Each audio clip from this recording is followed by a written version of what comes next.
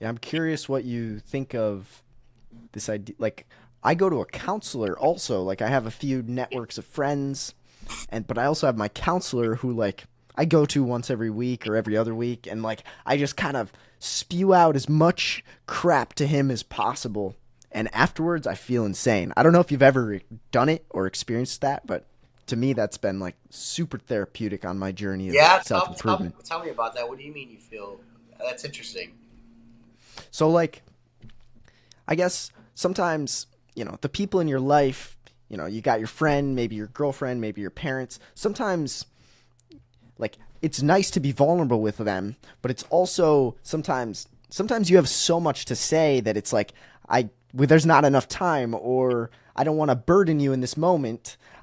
If I can go to a counselor where it's like, this conversation is fully about me. It's not like a real conversation where it's like reciprocal, where it's like give and take. But like when you're going to a counselor for an hour, you have 55 minutes to just Talk about take and yourself. take. Yeah, exactly. Take the benefits of spewing, and it's been very useful. And my counselor is like, he technically can't be a friend of mine because I pay him, but either way, he seems like a very good friend who's kind of guided me along the path. He's like 40, quite a few years older, but we can align in a lot of ways. But either way, it's been just, I'm so glad I went. That like he like I spewed to him like, yeah, I want to start a podcast, I want to do this, and he's like, maybe you should try it. Or like I just had that ability to talk about my goals so openly over and over and over again, and I've just been able to chase them with his encouragement, of course with my friends and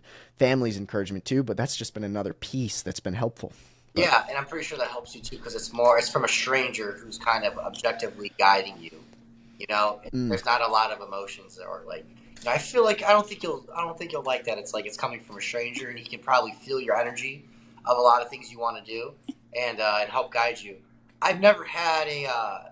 I went through a therapist. I've tried to go through a therapist, but I'm not gonna lie. I've worked out every single baggage and skeleton in my closet and I was going to the therapist because of maybe just trauma, but I, mm, I didn't find. I went like seven times, mm, like to three different coaches or therapists, and I didn't find them really beneficial. Now sure. a life coach and hiring a mentor.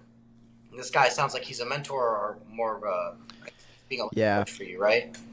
he's like a Christian counselor That's just in awesome. my city. Yeah, So like I grew up with a Christian kind of background, and I don't mind talking about Christianity as well. So like that, but that's not the focus. I like, it's just kind of a thing that can be talked about if yeah. needed, but it's not the focus. The focus is just life, which yeah. So yeah, he does good, and I've never had anyone else, so I'm maybe super biased and think everyone would benefit, but you're right. There might be some people that aren't as good at the whole therapist counseling job, but yeah. I know. That's the thing too. Like, I haven't found a good one. Kind of, if I need to talk to people, I'll get like a mentor or like a life coach, and they'll help Mm, guide me on what I'm trying to do in my life. But those, I don't doubt the ability of therapists and their impact because that's the thing that I didn't do too is I didn't go through a recovery center. I didn't go through AA meetings. I didn't have a counselor. That all happened after. Not all, mm. but the therapist part happened after. And I can see how those people are for sure helpful in recovery because man, you lose your fucking mind. So yeah, Yeah, that's cool, man. That you go. yeah, it's been useful. And yeah, like you said that after, you know, quitting, separating yourself from old friends, and you found new friends and made connections, like do you still have those people in your life that are like pushing you and motivating you, or you are, you can explain like I'm 2.5 Yeah, years out, and then they root you on? Like, do you yeah. have those people? Part of a brotherhood. Oh, sweet. People call it a cult or whatever. I don't care.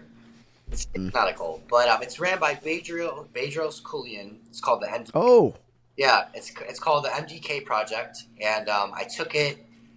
I remember getting sober from Adderall. The first month I see this program come up, and it's for men who need to work through trauma. It's ran by like a Navy SEAL. It's ran by this Marine, and it's ran by Bedros. Bedros is he's worth hundreds of millions of dollars. So it's very high caliber program.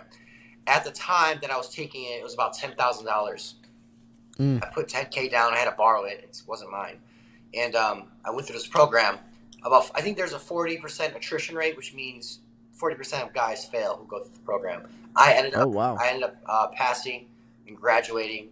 And now, when you graduate, you become part of this brotherhood of guys who went through really, really, really hard shit in 75 hours. You know, you're not sleeping. I'm not going to get too much of what we do, but you're not sleeping. You're going through a lot of emotions. You're doing a lot of physical activity. And there's a reason why it's 40% attrition rate on average. So that is, and when you're in that type of brotherhood, you're held to a higher caliber of standard. Not only if I go back to using drugs, I'll be disappointing them, and I don't need to be looked down by other men. I need to hold myself accountable, and and just be a better version of me. So those type of groups, they'll help you, whether you're in recovery or not. Those type of groups help you. It just helps you operate day to day and shows you how to live as a higher caliber guy. So yeah. No, that's really cool. Like, I'm a huge fan of investing in yourself like Yeah, that. yeah. I might have to try that sometime. Wow. You should, yeah. I really do Yeah, like you should definitely try Bedros it. watching his stuff. But You should try it, man. He's an awesome guy. And going off of that was 10,000. I think in the past 2.5 years, I've invested about 25, maybe a little bit more, about 25,000 just into myself. awesome. Because sometimes I wonder, I'm like, how did I elevate so fast compared to my peers in 2.5 years? And there's probably multiple factors, but I think one key factor was willing to invest into myself very aggressively. I always live below my means. I stack my cash and I put it back into coaching or mentoring. Yeah, So, always invest in yourself. I think that's priceless. totally. Yeah. And it shows that you believe in yourself too. There's some people that would never spend that kind of money because Exactly. they deep down don't believe they could do it. They don't believe that it's going to help them because they know they aren't going to put in the effort. You do know. Yeah. You do believe. And that's what I love about it too. It's like you got to put your money where your mouth is. You say you want to improve. You say you want to become a better man. Then you need to hire a coach, hire a mentor, pick someone who's living the lifestyle that you want, and go pay them and understand of how they think. What's their work ethic? What are they doing? How do they keep tabs on their industry? You gotta be around those type of people for sure, because you're gonna get left behind, and this world's very competitive, especially for guys. Very, very competitive. So, yeah, Totally. it's a great way just to kind of skip the line and go into the whatever you want to call it, club or whatever. But it's a great shortcut, though. Yeah. Yeah, definitely.